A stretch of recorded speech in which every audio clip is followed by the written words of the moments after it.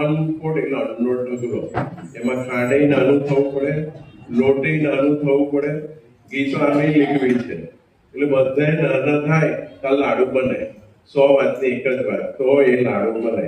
એમ પ્રથમનું 14ના વચનામૃતમાં ભગવાને કહ્યું જે દાસ છે એના દર્શનથી તો શ્રીજી મહારાજ કે અમને આનંદ થાય. પ્રથમનું 14નું વચનામૃત ઘરે જઈને વાંચજો, એમાં ભગવાન સ્વામિનારાયણે દાસપણાની વાત કરી. જે દાસ થાય એ અમને કે ખૂબ ગમે કે એનું પતી ગયું, પૂરું થઈ ગયું. દાસ થાય એટલે પતી ગયું. પ્રથમ 27 પ્રમાણેની નિષ્ઠા, 28, 41 પ્રમાણેની સેવા અને કાર્યની 12 પ્રમાણે વિશ્વાસપૂર્વક કથા વાર્તા જે વાગોડવાની વાત છે. અધ્યાત્મ એટલે બહુ અહન વિષય છે.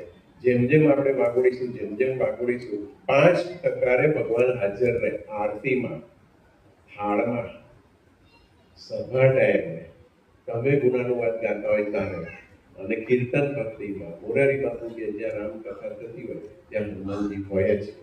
કેવું જબરદસ્ત શ્રદ્ધા અને વિશ્વાસ કહેવાય. નડિયાદમાં સ્વામીજી ગયા અને અશોકભાઈથી નાની ઉંમરના યુવકોને પૂછ્યું, સભા ચાલે છે? તો પેલું તો ચાલતી હોય તો બોલે.